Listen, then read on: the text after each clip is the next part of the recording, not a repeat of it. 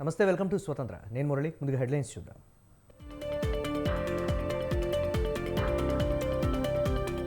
ఓవైపు కాళేశ్వరం పర్యటన, మరోవైపు నల్గొండ సభ. తెలంగాణలో పెరిగిన పొలిటికల్ హీట్.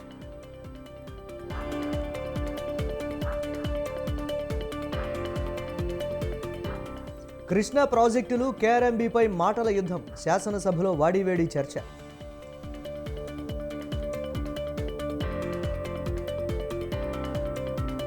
సభకు కేసీఆర్ రాకపోవడంపై సీఎం రేవంత్ ఎద్దేవా. ముఖ్యమంత్రి వ్యాఖ్యలు సరికాదన్న హరీష్ రావు.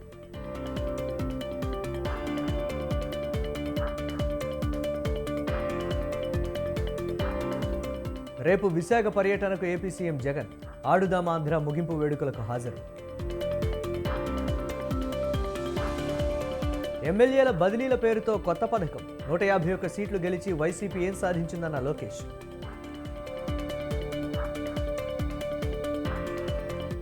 వైసీపీ సర్కార్పై ఈ నెల 20 నుంచి ప్రజాపోరు. పొత్తులపై అధిష్టానానిదే నిర్ణయమన్న పురంధేశ్వరి.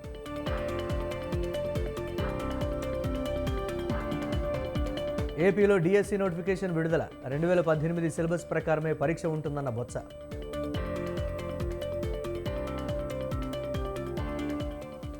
యూపీలో మారిన రాహుల్ న్యాయయాత్ర షెడ్యూల్. విద్యార్థులకు పరీక్షలే కారణమన్న ఏఐసీసీ.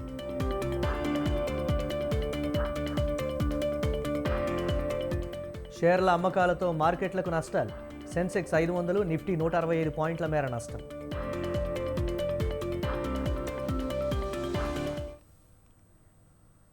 ఎట్టి పరిస్థితుల్లోనూ ప్రాజెక్టులను కేఆర్ఎంబీకి అప్పగించేది లేదని తెలంగాణ ప్రభుత్వం స్పష్టం చేసింది. తెలంగాణ అసెంబ్లీ సమావేశాల్లో భాగంగా కృష్ణానది ప్రాజెక్టులు, కేఆర్ఎంబీ సంబంధిత అంశాలపై రాష్ట్ర ప్రభుత్వం తీర్మానం ప్రవేశపెట్టింది. సభలో తీర్మానం ప్రవేశపెట్టిన రాష్ట్ర నీటిపారుదల శాఖ మంత్రి Uttam Kumar Reddy power point presentation ఇచ్చారు. గత ప్రభుత్వ నిర్ణయాలతో జరిగిన జలదోపిడీని అడ్డుకునేందుకు చిత్తశుద్ధితో కృషి చేస్తామని చెప్పారు.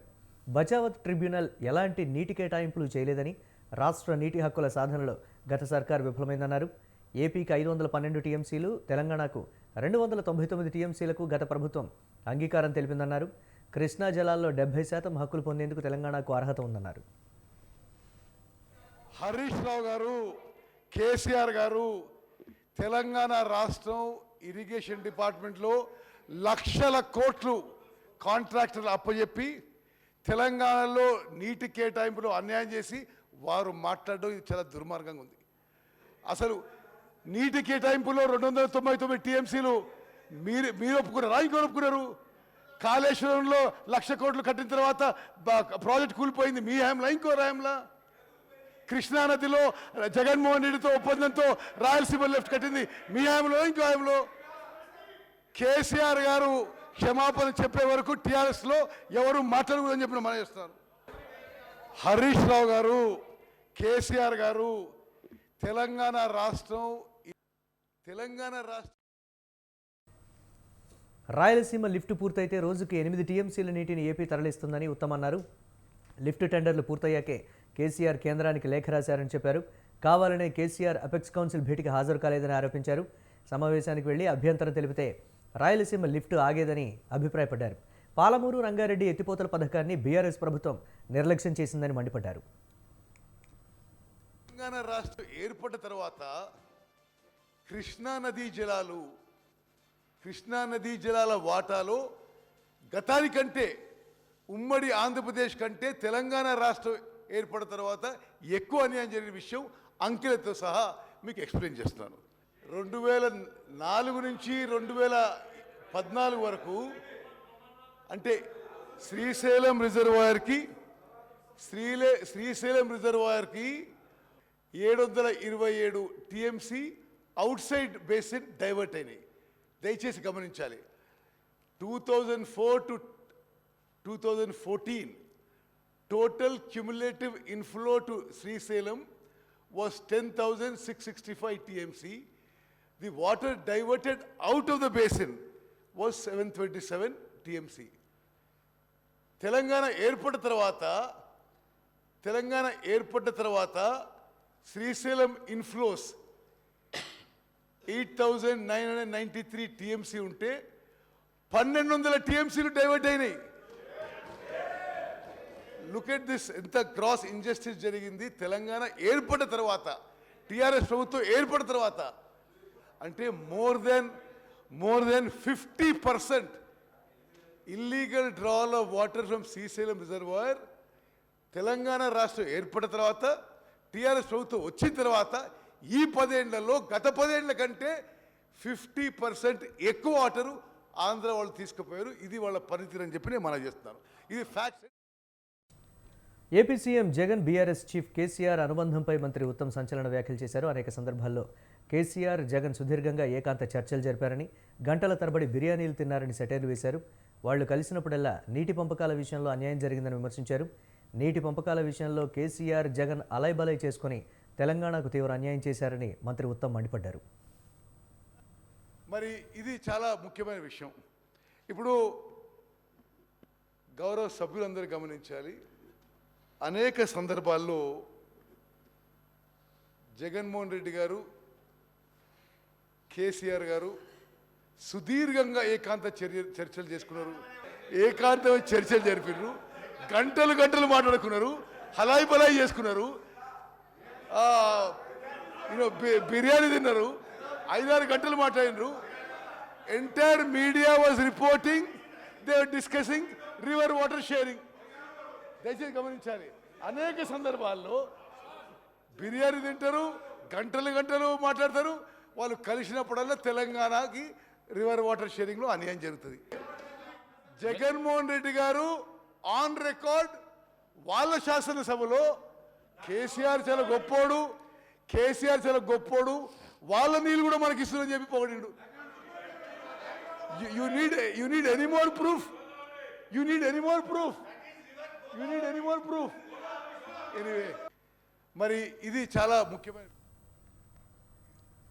ఉత్తమ్ కుమార్ రెడ్డి సత్యదూరమైన ప్రజెంటేషన్ ఇచ్చారని మాజీ మంత్రి హరీష్ రావు అన్నారు. తాము కూడా ప్రజెంటేషన్ ఇచ్చేందుకు అవకాశం ఇవ్వాలని కోరిన స్పీకర్ ఇవ్వలేదని చెప్పారు. స్పీకర్ ఏకపక్షంగా మంత్రికి అవకాశం ఇవ్వడం సరికాదన్నారు. సీఎం కాలేదని ఉత్తమ్ ఫ్రస్ట్రేషన్లో ఉన్నారని విమర్శించారు. నల్గొండలో బీఆర్ఎస్ సభ పెట్టినందువల్లే అసెంబ్లీలో తీర్మానం పెట్టారని చెప్పారు. 10 ఏళ్లలో బీఆర్ఎస్ ఎప్పుడూ కేంద్రానికి ప్రాజెక్టులు అప్పగించలేదని తెలిపారు. కాంగ్రెస్ అధికారంలోకి వచ్చిన 2 నెలల్లోనే ప్రాజెక్టులు అప్పగించారని హరీష్ రావు విమర్శించారు. ఫ్రస్ట్రేషన్ నేను అర్థం చేసుకుంటలే. ఏంటంటే మా ఉత్తమన్నకి ఏంటంటే పుట్టు కాంగ్రెస్ వాది 6-7 సార్లు గెలిస్తే అయ్యో నేను ముఖ్యమంత్రి కాకపోతే అని చెప్పి పాపం బాగా రంది ఉన్నది.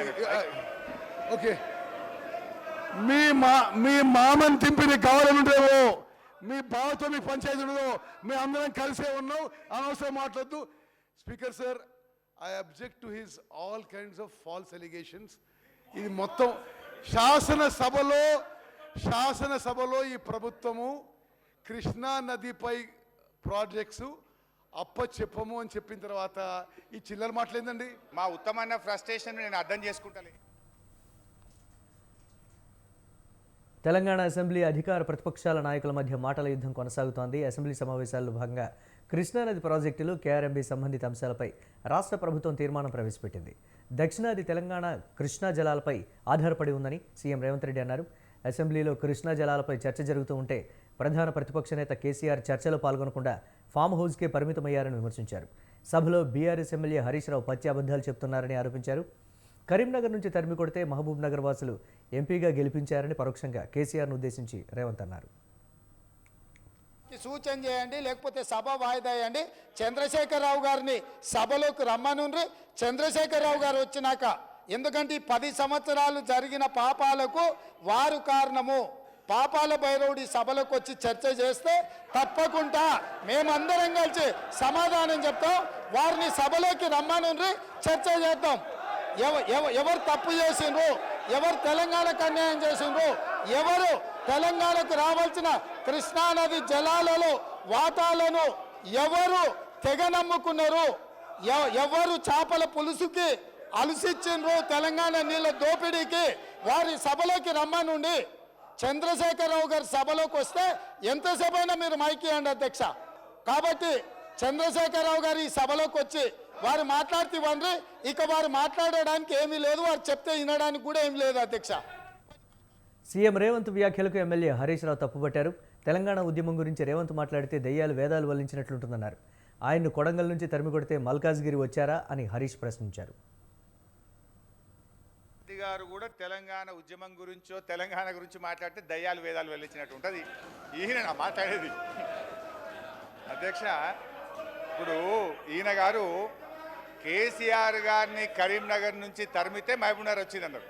ఆయన జీవితంలో ఓటమెరగని నాయకుడు. సిద్దిపేటలో అయినా, కరీంనగర్ అయినా, మహబూబ్ నగర్ అయినా, గజ్వేల్ అయినా. మరి నిన్ను కొడంగల్ తరిమితే నువ్వు మల్కాజిగిరికి వచ్చినావా? నువ్వెందుకు వచ్చినావు మల్కాజిగిరికి? ఒకవేళ మమ్మల్ని చూపిస్తే 2 ఏళ్ళు మిమ్మల్ని చూపిస్తాయి.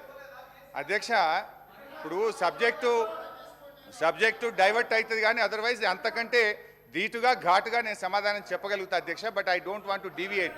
Still I want to maintain restrain.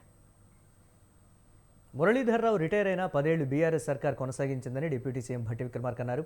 ENC మురళీధర్రావును BRS తనకు అనుకూలంగా మాట్లాడించిందని ఆరోపించారు. కాంగ్రెస్ ప్రభుత్వం వచ్చాక ఆయనను తప్పించామని చెప్పారు. ఇంకా ఎంతమంది ఏజెంట్లు ఉన్నారో వాళ్ళందరినీ బయటకు లాగుతామని భట్టి స్పష్టం చేశారు. గారు అనేటువంటి ఈఎన్సీ టీఆర్ఎస్ పార్టీ రిటైర్ అయిన తర్వాత ఒక దశాబ్ద కాలం కొనసాగించుకొని మొత్తం వారికి ఎట్లా కావాలో అట్లా చేపించుకునేటువంటి ఒక వ్యక్తిగా ఆయన ఈఎన్సీగా రిటైర్ అయిన తర్వాత కూడా అట్లా పెట్టుకున్నారు. తెలంగాణలో కాంగ్రెస్ పార్టీ అధికారంలోకి వచ్చిన తర్వాత కూడా వారు కాంగ్రెస్ పార్టీ సంబంధించిన ప్రభుత్వ ఆదేశాల కంటే ఎక్కువగా టీఆర్ఎస్ పార్టీ వెనక నుంచి నడిపిస్తూ ఒక కాన్స్పిరసీ చేసి ఆయనతో అటువంటి మాటలు మాట్లాడించి తెలంగాణకి నష్టం జరిగేటట్టు చేసి తెలంగాణ కోసం పోరాటం చేస్తూ నీళ్ల కోసం పోరాటం చేస్తూ కేఆర్ఎంబికి ఎట్టి పరిస్థితుల్లో మా ప్రాజెక్టులు ఒప్పజెప్పమని మా ముఖ్యమంత్రి, మా నీటిపారుదల శాఖ మంత్రి ఇద్దరు ఒక స్టాండ్ తీసుకొని గట్టిగా రాష్ట్రం కోసం పోరాటం చేస్తూ ఉంటే మీ ఏజెంటు మీ కాన్స్పిరసీతో అది మాట్లాడించి దాన్ని తీసుకొచ్చి మళ్ళీ సభలో చూపించి ఇవన్నీ చేస్తూ ఉన్నారు. మాకు తెలిసిన తర్వాతనే వారిని తట్టా బుట్ట అంతా సరిది ఇంటికి పంపించాం. ఇది నేను తీసుకునే స్టాండ్. ఇంకా చాలామంది ఉన్నారు మీ ఏజెంట్లు. ఆ ఏజెంట్ల సంగతి కూడా ఒకళ్ళ తర్వాత ఒకళ్ళు అన్నీ బయటికి తీసి ఈ రాష్ట్రానికి ఎంత నష్టం చేస్తున్నారో ఆ నష్టాన్ని అంతా కూడా ప్రజలు చెప్పి తీసుకోవాలి, చర్యలన్నీ తీసుకుంటాం. దయచేసి హరీష్ రావు గారు సభను తప్పుదో పట్టించకండి, రాష్ట్రాన్ని తప్పుదో పట్టించకండి. ఇంకా చాలా ఉన్నాయి. అసెంబ్లీలో బీఆర్ఎస్పై తీవ్రస్థాయిలో మండిపడ్డారు మంత్రి కోమటిరెడ్డి. నల్గొండ జిల్లాను బీఆర్ఎస్ మోసం చేసిందని, అందుకే నల్గొండ ప్రజలు బీఆర్ఎస్ను చెప్పుతో కొట్టినట్లు తీర్పిచ్చారని తీవ్ర వ్యాఖ్యలు చేశారు. 2 నెలల క్రితం జరిగిన ఎన్నికల్లో బీఆర్ఎస్ స్వల్ప ఓట్ల డిపాజిట్ దక్కించుకోగలిగిందని విమర్శించారు. అలాంటి పార్టీ నాయకుడు ఏ మోహన్తో నల్గొండలో సభ పెడతారని ప్రశ్నించారు. దక్షిణ తెలంగాణను ఎడారిగా మార్చిన కేసీఆర్ నల్గొండకు వచ్చే ముందు ప్రజలకు క్షమాపణ చెప్పాలని డిమాండ్ చేశారు. హరీష్ రావు, జగదీష్ రెడ్డి కలిసి మా జిల్లాని నాశనం చేసిండ్రు. దక్షిణ తెలంగాణ నాశనం చేసి ఇవాళ మంచినీళ్ళు లేక అధ్యక్ష ట్యాంకర్లతోని ఇవాళ మళ్ళా ఫ్లోరైడ్ నీళ్ళు తీసుకొచ్చే అధ్యక్ష మాది. అందుకనే క్షమాపణ చెప్పాలి. ఇదే కేసీఆర్ గారు బయలుదేరే ముందు ముక్కు నేలకు రాసి నల్గొండ జిల్లాలో ఎంటర్ చేయాలని చెప్పి అదే మరొకసారి చెప్తున్నా. మీరు జగన్మోహన్ రెడ్డి గారు స్టేట్మెంట్ తీసిన తర్వాత మీ తలకాయ ఎడబెట్టుకుంటారు. జగన్మోహన్ రెడ్డి గారు స్టేట్మెంట్ ఇల్లే, జగన్మోహన్ రెడ్డి స్టేట్మెంట్ ఇన్నదా? అందుకనే చెప్తున్నా అధ్యక్ష, మళ్ళీ డిమాండ్ చేస్తున్నాం. క్షమాపణ కాదు, తల తిరిగి నల్గొండ జిల్లా ప్రజలు నల్గొండ జిల్లా పెట్టే కాలు పెట్టి అర్హత కూడా లేదని చెప్పి కేసీఆర్ గారికి మరొకసారి హెచ్చరిక చేస్తున్నాం. మంత్రి కోమటిరెడ్డి వ్యాఖ్యలపై అభ్యంతరం తెలిపారు హరీష్ రావు. అసెంబ్లీలో కోమటిరెడ్డి చేసిన వ్యాఖ్యలను ఉపసంహరించుకోవాలని డిమాండ్ చేశారు. అమేథీలో చెప్పుతో కొట్టినట్టే మరి. ఎందుకంటే ఇవాళ కోమటిరెడ్డి వెంకటరెడ్డి హరీష్ రావు గారు ప్లీజ్ సార్, ఒక రిక్వెస్ట్ స్పీకర్ గారితో. నా రిక్వెస్ట్ ఏంటంటే కోమటిరెడ్డి వెంకటరెడ్డి గారు మాట్లాడినటువంటి వ్యాఖ్యలు ఆయన విత్డ్రా చేసుకోవాలి, బేషరతుగా క్షమాపణ చెప్పాలి, లేదంటే మీరైనా దాన్ని సభ యొక్క రికార్డుల నుంచి తొలగించాలి. అప్పటిదాకా నేను మాట్లాడడం సార్. ఇప్పుడు ఒక రాష్ట్రాన్ని సాధించిన కేసీఆర్ను 10 ఏళ్ల ముఖ్యమంత్రి గారిని పట్టుకొని అటువంటి భాష మాట్లాడడం తగదు. మేము కూడా అనొచ్చు, రాహుల్ గాంధీ గారిని అమేథీలో చెప్పుతో కొట్టారని మేము అనలేమా? So let him withdraw the word then I will speak. జగన్కు వైసీపీ ఎంపీలే ముఖం చాటేస్తున్నారని టీడీపీ జాతీయ ప్రధాన కార్యదర్శి నారా లోకేష్ అన్నారు. జగన్ ఢిల్లీ వెళితే 6 ఎంపీలు మాత్రమే ఆయన వెంట వెళ్లారన్నారు. నరసన్నపేటలో నిర్వహించిన శంఖారావం సభలో పాల్గొన్న లోకేష్ సీఎం జగన్పై ఫైర్ అయ్యారు. 3 రాజధానుల పేరుతో విశాఖను నాశనం చేశారని చెప్పారు. 500 కోట్లతో ప్యాలెస్ కట్టుకున్నారని విమర్శించారు. రైల్వే జోన్కు కావాల్సిన భూమి మాత్రం కేటాయించలేదని మండిపడ్డారు. వారం రోజుల్లో సిపిఎస్ రద్దు చేస్తారని చెప్పి ఉద్యోగులను మాయ చేసి జీపీఎస్ తెచ్చారని విమర్శించారు. ఉద్యోగులు కూడా బై బై జగన్ అంటున్నారని లోకేష్ ఎద్దేవా చేశారు. చంద్రబాబును అక్రమ అరెస్టు చేస్తే పవన్ కళ్యాణ్ మనకు అండగా నిలబడ్డారని చెప్పారు. ఏ వైకాపా నాయకులు ఏ ప్రభుత్వ అధికారులు చట్టాన్ని ఉల్లంఘించి మన ఇబ్బంది పెట్టారో వాళ్ళందరి పేర్లు నా పుస్తకంలో ఉంది. ఈ పుస్తకం నేను ఎందుకు రాశానంటే కొంతమంది అధికారులు మన ప్రభుత్వం ఏర్పడిన తర్వాత వేరే వాళ్ళ ద్వారా రికమెండేషన్ చేసుకుని పోస్టింగ్లకు వస్తారు. వాళ్ళ పేర్లు నేను మర్చిపోకూడదు కనుకనే పుస్తకంలో రాసి పెట్టుకున్నాను. తప్పనిసరిగా జ్యుడిషియల్ ఎంక్వైరీ చేస్తాం. ప్రతిదీ వడ్డీతో సహా చెల్లించే బాధ్యత వ్యక్తిగతంగా నేను తీసుకుంటానని ఈ సభాముఖంగా కార్యకర్తలందరికీ నేను హామీ ఇస్తున్నా. అన్న ఎన్టీఆర్ మన దేవుడు, చంద్రబాబు గారు మన రాముడు, కానీ వైకాపా నాయకులకి మీ లోకేష్ మూర్ఖుడు. ప్రతిదీ వడ్డీతో కాదు కదా, చక్కెర వడ్డీతో చెల్లించే బాధ్యత నేను తీసుకుంటానని మళ్ళీ నేను మీ అందరికీ హామీ ఇస్తున్నా. చంద్రబాబు నాయుడు గారిని అరెస్ట్ చేసిన వెంటనే పవన్ అన్న పెద్ద ఎత్తున ఆనాడు స్పందించారు. ప్రత్యేక విమానంలో ఆంధ్ర రాష్ట్రానికి రావాలంటే ఏకంగా ఆపేసింది ప్రభుత్వం, పర్మిషనే క్యాన్సిల్ చేసింది. దాని తర్వాత రోడ్ మార్గంలో వచ్చేదానికి ప్రయత్నిస్తే బార్డర్లో ఆపేసింది ప్రభుత్వం. అందుకే ఆనాడు పవన్ అన్న కూడా నిర్ణయించాడు ఈ సైకోని ఆంధ్ర రాష్ట్రాన్ని తరిమి కొట్టాలని. ఆనాడే పవన్ గారు కూడా చాలా స్పష్టంగా చెప్పారు, hello AP bye bye YCP అని. ఆ బాధ్యత మనందరం భుజస్కంధాల పైన. ఏపీ అభివృద్ధిలో సింహభాగం కేంద్రంలోని బీజేపీ ప్రభుత్వానిదే అన్నారు బీజేపీ ఏపీ రాష్ట్ర అధ్యక్షురాలు దగ్గుబాటి పురంధేశ్వరి. రాష్ట్రంలో దొంగ ఓట్లపై కేంద్ర ఎన్నికల సంఘం చర్యలు తీసుకుందని తెలిపారు. భౌతికంగా లేని వారి పేర్లు, ఫోటోలతో ఓట్ల జాబితాలు ఉంచారని చెప్పారు. వైసీపీ ప్రభుత్వ పనితీరుపై రాష్ట్ర ప్రజలు వ్యతిరేకంగా ఉన్నారని తెలిపారు. ప్రజాపోరు ద్వారా ఈ నెల 20 నుంచి 29 వరకు కార్యక్రమాలు చేపడుతున్నట్లు చెప్పారు. లోపాలను ప్రశ్నిస్తే ఎదురు కేసులు పెడుతున్నారని మండిపడ్డారు. ఏపీలో పొత్తులపై కేంద్ర నాయకత్వం నిర్ణయం తీసుకుంటుందని పురంధేశ్వరి స్పష్టం చేశారు. జగన్మోహన్ రెడ్డి గారు అభ్యర్థుల్ని మారుస్తున్నారు. ఇప్పుడు విడుదల రజనీ గారిని తీసుకొచ్చి గుంటూరు వెస్ట్ అని చెప్పి అన్నటువంటి సందర్భంలో దగ్గర 10,000 మంది ఓటర్స్, వాళ్ళ అనుయాయులు ఎవరైతే ఉన్నారో వారిని తీసుకొని వచ్చి ఇక్కడ గుంటూరు వెస్ట్ లో నమోదు చేయించుకునేటువంటి ప్రక్రియ లోపాయకారిగా జరుగుతున్నది. ఇది ఒక ఎగ్జాంపుల్ మాత్రమే నేను చెప్పేది. ఆ రకంగా ఒక నియోజకవర్గంలో ఉన్నటువంటి ఓటర్ని ఇంకొక నియోజకవర్గానికి తీసుకుని వెళ్ళి పెద్ద సంఖ్యలో అక్కడ వారి పేర్లు నమోదు చేసి ఎక్కడైతే అభ్యర్థుల మార్పు జరుగుతున్నదో కనుకనే కాబోలు వైఎస్ఆర్సీపీ నాయకులు కావచ్చు, స్వయంగా జగన్మోహన్ రెడ్డి గారు కావచ్చు, వై నాట్ 175 అంటున్నారు. అంటే ఈ రకంగా దొంగ ఓట్లు వేయించుకుని దొంగ ఎపిక్ కార్డులు సృష్టించి ఓటర్ని ఒక నియోజకవర్గం నుండి ఇంకొక నియోజకవర్గానికి తీసుకుని వచ్చి వారిని అక్కడ నమోదు చేసి ఓట్లు దండుకునేటువంటి ప్రక్రియ ఏదైతే జరుగుతుందో ఇది ప్రజలు గమనించాలి అని చెప్పి చేస్తున్నటువంటి అభ్యర్థన. దీని మీద సెంట్రల్ ఎలక్షన్ కమిషన్ గారికి ఇంతకు ముందు మేము ఫిర్యాదు చేసినటువంటి సందర్భంలో యాక్షన్ తీసుకోవడం జరిగింది. మరి ఒక్కసారి కూడా సీఎం జగన్ రేపు విశాఖ పర్యటనకు వెళ్తున్నారు. ఏపీ ప్రభుత్వం నిర్వహిస్తున్న ఆడుదాం ఆంధ్ర పోటీల ముగింపు వేడుకలకు సర్వం సిద్ధమైంది. విశాఖపట్నం వేదికగా జరుగుతున్న ఫైనల్ మ్యాచ్లు మంగళవారంతో ముగియనున్నాయి. ఈ నేపథ్యంలో ఆడుదాం ఆంధ్ర రాష్ట్ర స్థాయి ముగింపు వేడుకల్లో సీఎం జగన్ పాల్గొని విజేతలకు ఆయన బహుమతులు అందజేయనున్నారు. సాయంత్రం 4 గంటలకు తాడేపల్లి నివాసం నుంచి బయలుదేరి విశాఖపట్నం చేరుకుంటారు. అక్కడ పీఎం పాలెం వైఎస్ఆర్ క్రికెట్ స్టేడియంలో క్రికెట్ ఫైనల్ మ్యాచ్ వీక్షిస్తారు. అనంతరం క్రీడాకారులను ఉద్దేశించి ముఖ్యమంత్రి జగన్ ప్రసంగిస్తారు. ఆ తర్వాత విజేతలకు బహుమతులు ప్రదానం చేస్తారు. కార్యక్రమం అనంతరం బయలుదేరి రాత్రికి తాడేపల్లి చేరుకుంటారు.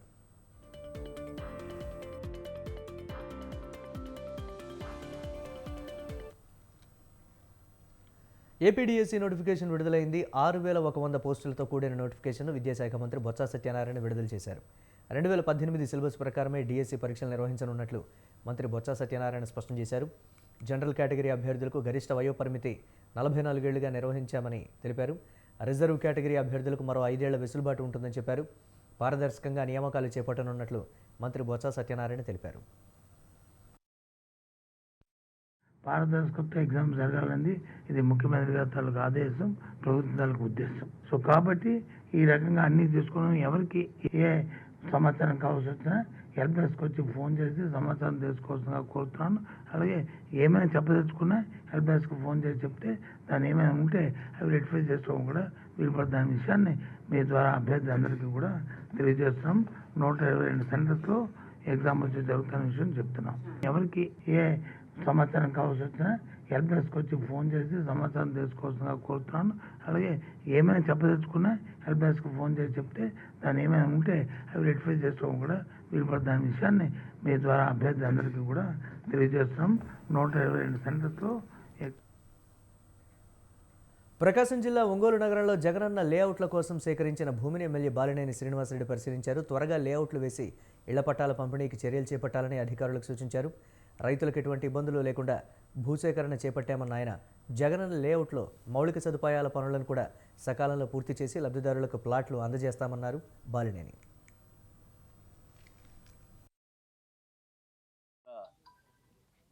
రెండో లేఅవుట్ సంబంధించి 191 ఎకరాలు ఇక్కడ ఎక్వైర్ చేయడం జరిగింది. దీనికి సంబంధించి 8,547 ప్లాట్స్ హౌస్ సైజ్ ప్లాట్స్ ఇక్కడ వస్తున్నాయి. ఇంకా కూడా 3,000 దాకా అవసరం ఉంటుంది. దానికోసం అని చెప్పి పక్కన ల్యాండ్ కూడా తీసుకోవడం జరుగుతుంది 1-2 రోజుల్లో. ఇక్కడ రెండో లేఅవుట్ సంబంధించి 191 ఎకరాలు ఇక్కడ ఎక్వైర్ చేయడం జరిగింది.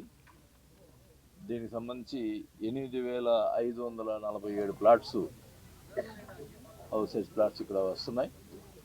ఇంకా కూడా 3,000 దాకా అవసరం ఉంటుంది. దానికోసం అని చెప్పి పక్కన ల్యాండ్ కూడా తీసుకోవడం జరుగుతుంది 1-2 రోజుల్లో. అది రేపు మేడిగడ్డ బ్యారేజీని సందర్శించడానికి సీఎం రేవంత్ రెడ్డి, మంత్రులు, ఎమ్మెల్యేల బృందం రానుంది. ఈ నేపథ్యంలో బ్యారేజ్ వద్ద చేపడుతున్న ఏర్పాట్లను జిల్లా కలెక్టర్, ఎస్పీ పరిశీలించారు. ఏర్పాట్లలో ఎలాంటి లోపాలు లేకుండా చూసుకోవాలని సంబంధిత అధికారులకు సూచించారు. ఇరిగేషన్ శాఖ ఈఈలు తిరుపతిరావు, యాదగిరితో సమావేశం నిర్వహించి సీఎం పర్యటన సజావుగా సాగేందుకు చేపట్టనున్న చర్యలపై సూచనలు చేశారు.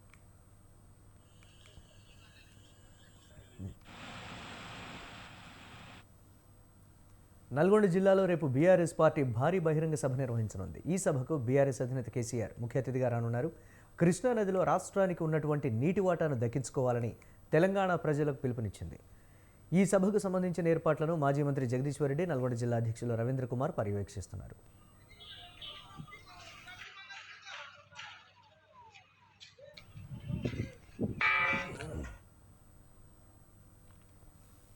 హిందువుల మనోభావాలను కాంగ్రెస్ దెబ్బతీస్తోందని బీజేపీ ఎంపీ లక్ష్మణ్ అన్నారు. ప్రధాని నరేంద్ర మోదీ కులాన్ని పదే ప్రశ్నిస్తూ కాంగ్రెస్ బీసీలను అవమానిస్తోందని మండిపడ్డారు. కాంగ్రెస్ నేతలకు కూడా కేంద్ర ప్రభుత్వం భారతరత్న ఇచ్చిందని తెలిపారు. అంబేద్కర్కు భారతరత్న ఇచ్చేందుకు కాంగ్రెస్కు మనసు రాలేదన్నారు. 5గురికి భారతరత్న ఇస్తే కాంగ్రెస్ ఓర్వలేకపోతోందని చెప్పారు. అయోధ్య పర్యాటక ఆధ్యాత్మిక రంగంగా వెలుగొందుతోందని లక్ష్మణ్ అన్నారు. ఈ కాంగ్రెస్ నాయకులు ఆ రామ మందిరం ఆ ప్రస్తావన దాని మీద షార్ట్ డిస్కషన్ జరిగినప్పుడు ఏ రకంగా ఇవాళ ఈ గొప్ప ఖ్యాతి ఏదో బీజేపీకి లేదా మోదీ గారికి దక్కాల్సింది కాదు, మేము సైతం కూడా దానికి మరి ఆ మందిర నిర్మాణం అనుకూలంగా ఉన్నా అని చెప్పి మరి దొంగ మాటలు చెప్తా ఉన్నారు. ఆ మందిర నిర్మాణం తర్వాత ప్రాణ ప్రతిష్ఠ కార్యక్రమానికి కాంగ్రెస్ ఎందుకు బహిష్కరించిందో ఇవాళ జవాబు చెప్పలేని పరిస్థితి. ఇవాళ మొదటిది కాదు, ఇవాళ ఆ రోజు సోమనాథ్ ఆలయం పునర్నిర్మాణం కోసం కూడా, ఆ రోజు మళ్ళీ పునఃస్థాపన కోసం ఆ రోజు కూడా కాంగ్రెస్ ఏ రకంగా బహిష్కరించిందో కేవలం హిందువుల మనోభావాలు గాయపరుస్తూ, హిందువులను మందిరాలు ఆలయాల పట్ల వివక్షత కనబరుస్తూ అడుగడుగున ఈ 500 సంవత్సరాల సుదీర్ఘ మరి పోరాటాల తర్వాత, వందల వేల లక్షల మంది బలిదానాల తర్వాత ఏర్పడ్డ మందిర నిర్మాణంలో ఇవాళ కాంగ్రెస్ పార్టీ ఏ రకంగా 80% ఉన్న ప్రజలకు మీరు వాళ్ళను ఏ రకంగా అవమానపడ. డయేరియా బాధితులకు మెరుగైన వైద్య సేవలు అందిస్తున్నామని ఏపీ వైద్య ఆరోగ్య శాఖ మంత్రి విడుదల రజని తెలిపారు. 3 రోజుల్లో 75 మంది ట్రీట్మెంట్ తీసుకున్నారని చెప్పారు. ప్రస్తుతం 60 మంది చికిత్స పొందుతున్నారని, వారు ఆరోగ్యం నిలకడగా ఉందని చెప్పారు. ఎక్కువ కేసులు నమోదైన ప్రాంతంలో 5గురితో కమిటీ వేసి ఇంటింటి సర్వే చేశామని తెలిపారు. ఇంటింటి సర్వే ద్వారా వచ్చిన సమాచారంతో 12 మందిని జీజీహెచ్కి తరలించామని, ప్రజలు ఆందోళనకు గురి కావాల్సిన అవసరం లేదని మంత్రి రజని అన్నారు. శనివారం మొదలైనటువంటి ఈ కేసెస్కి సంబంధించి ఏదైతే వాంతులు విరోచనాలతో కొంతమంది అప్రమత్తమై ఏదైతే మన జీజీహెచ్ని ఆశ్రయిస్తున్నారో వాళ్లకు సంబంధించినటువంటి ఆ కేసెస్ వివరాలన్నింటినీ కూడా మీకు ఇవ్వడం జరుగుతూ ఉంది. ఇప్పటికే టోటల్గా మన గుంటూరు జనరల్ హాస్పిటల్కి సంబంధించి 75 మంది పేషెంట్స్ ఆశ్రయించగా 15 మందిని ఇప్పటివరకు కూడా మనం డిశ్చార్జ్ చేయడం జరిగింది. అండ్ ఇప్పుడు ఆన్ బెడ్ ఎవరైతే ట్రీట్మెంట్ పొందుతున్నారో 60 మంది మన జీజీహెచ్లో ఇప్పుడు ఉన్నారు. అండ్ వీళ్ళకి సంబంధించి కూడా ఈ పూట కొన్ని డిశ్చార్జెస్, మళ్ళీ ఇంకొంచెం బెటర్ అవ్వగానే రేపు కొన్ని డిశ్చార్జెస్, ఇలా కంటిన్యూస్గా ఈ డిశ్చార్జెస్ కూడా ఉండబోతూ ఉన్నాయి. అంటే వాళ్ళు బెటర్ అయినటువంటి పరిస్థితుల్లో ఉండబోతూ ఉన్నాయి. ఈరోజు వైద్య ఆరోగ్య శాఖకు సంబంధించి వీరికి మెరుగైన వైద్య సేవలు అందించే దిశగా అందరూ స్పెషల్ సిఎస్ కృష్ణబాబు గారు కావచ్చు, కన్సర్న్ హెచ్ఓడీస్ అందరూ కూడా ఇక్కడికి వచ్చి ఎక్కడి నుంచి ఎక్కడి కేసులు వస్తున్నాయి అనే దాని మీద కూడా. సీఎం జగన్లో ఓటమి భయం స్పష్టంగా కనిపిస్తోందని, అందుకే అభ్యర్థులను మారుస్తున్నారని విమర్శించారు సిపిఐ రాష్ట్ర కార్యదర్శి రామకృష్ణ. చంద్రబాబును 53 రోజులు జైల్లో పెట్టడానికి జగన్కు బీజేపీ సహకరించిందని ఆరోపించారు. బీజేపీతో టీడీపీ పొత్తు పెట్టుకోవద్దని ఆయన సూచించారు. జగన్ 1,00,000 కోట్లు దోచుకున్నా కేంద్రం పట్టించుకోలేదన్నారు. ఏపీ నాయకులు విచిత్రంగా పగలొకరు రాత్రి ఒకరు మోదీని కలుస్తున్నారని మండిపడ్డారు. ఏపీలో ఓటర్ల అవకతవకలు జరగడానికి ప్రధాన కారణం కలెక్టర్, ఎస్పీలు, వైసీపీ నాయకులేనని చెప్పారు. దొంగ ఓట్లపై కేంద్ర రాష్ట్ర ఎన్నికల కమిషనర్కు కంప్లైంట్ చేస్తామని రామకృష్ణ తెలిపారు. రాజకీయ పార్టీలు, రాజకీయాలు, అధికార పార్టీలు, ప్రతిపక్ష పార్టీలు అందరూ కూడా తమకు అనుకూలంగా ప్రచారం చేసుకోవడము, తమ విధానాలు చెప్పుకోవడము, తద్వారా ఓట్లు పొందాలని ఆశించడము, అందులో మనం ఎవరు తప్పు పట్టడంలే. కానీ ఇవాళ జరుగుతున్నది ఏమంటే పక్కాగా మైండ్ గేమ్ ఆడుతున్నారు. మైండ్ గేమ్ అంటే ఓటర్లను ప్రభావితం చేయడము, ప్రలోభాలకు గురి చేయడము, పొలిటికల్ పార్టీస్ని బ్లాక్మెయిల్ చేయడము. ఇవాళ సాక్షాత్తు ఈ దేశ ప్రధానమంత్రి నరేంద్ర మోడీ గారు ఈ మైండ్ గేమ్కి పాల్పడుతూ ఉన్నాడు. ఒకవైపు బ్లాక్మెయిల్ చేస్తూ ఉన్నాడు. ఆయన నిన్న కూడా మీటింగ్లో పదే ఇప్పుడు ఎక్కడ పోయినా ఏం చెప్తున్నా అంటే మా బీజేపీకి 370 సీట్లు వస్తాయి, మా ఎన్డీఏ కూటమికి 400 సీట్ల పైన వస్తాయి, అన్నీ మేమే గెలుస్తున్నామని చెప్తా ఉన్నాడు. ఇంతకుముందు 1 సంవత్సరం నుంచి జగన్మోహన్ రెడ్డి కూడా ఇదే మొదలు పెట్టాడు, వై నాట్ 175 అని. మరి జగన్మోహన్ రెడ్డి మోడీ కాపీ కొడుతున్నాడేమో అనిపిస్తుంది. ఆయన వై నాట్ 175 అన్న ఆయన ఇప్పుడు ఎక్కడికి దిగజారినాడంటే ఎమ్మెల్యేల ట్రాన్స్ఫర్లకు. బీహార్లో నితీష్ కుమార్ ప్రభుత్వం తన బలాన్ని నిరూపించుకుంది. ముఖ్యమంత్రి నితీష్ కుమార్ ప్రవేశపెట్టిన విశ్వాస తీర్మానం గెలిచింది. 243 మంది సభ్యుల అసెంబ్లీలో 129 మంది సభ్యులు నితీష్ కుమార్కు సమర్థిస్తూ ఓటు వేశారు. ఉదయం నుంచి విస్తృతంగా చర్చ జరిగింది. ఓటింగ్కు ముందు ఆర్జేడీ, కాంగ్రెస్ ఆధ్వర్యంలో సభ్యులు వాకౌట్ చేశారు.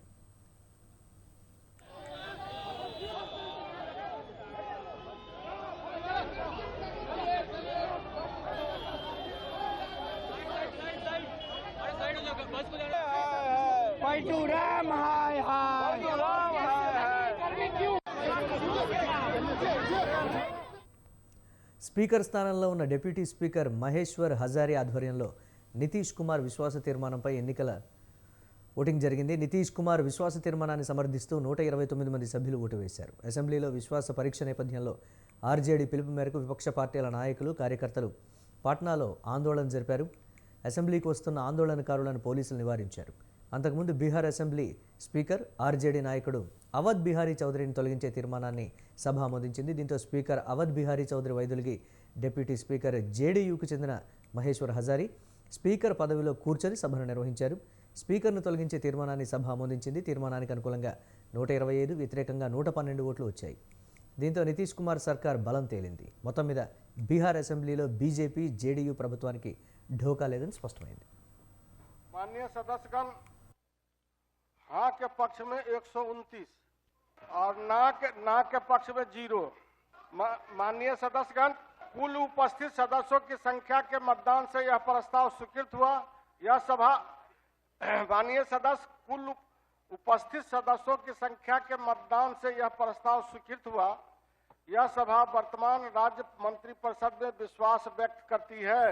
माननीय सदस्यगण, अध्यासी सदस्यों का లోక్సభ ఎన్నికల వేళ మహారాష్ట్రలో కాంగ్రెస్కు మరో దెబ్బ తగిలింది.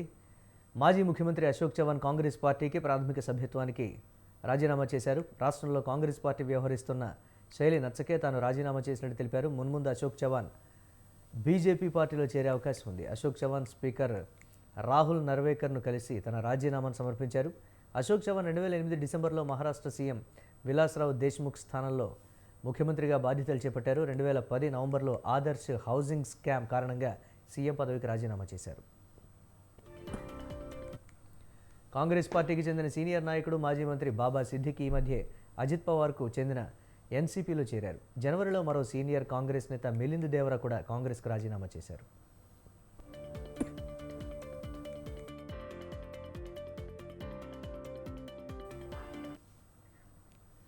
Paytm payments bank independent director Manju Agarwal రాజీనామా చేశారు. వ్యక్తిగత కారణాలతో Paytm payments bank board director పదవి నుంచి మంజు అగర్వాల్ రాజీనామా చేశారని 2024 ఫిబ్రవరి 1 నుంచి రాజీనామా అమల్లోకి వచ్చిందని పేటీఎం కంపెనీ స్టాక్ ఎక్స్చేంజ్కు పంపిన ఓ వర్తమానంలో తెలిపింది.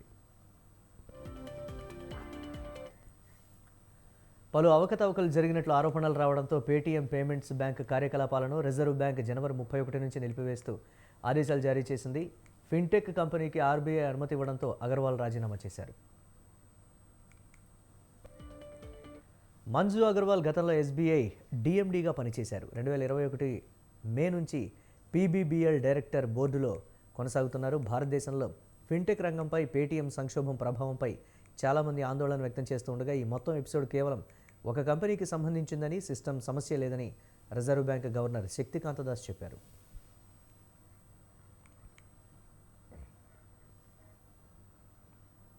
ఇవి ఇప్పటివరకున్న అప్డేట్స్. కీప్ వాచింగ్ స్వతంత్ర.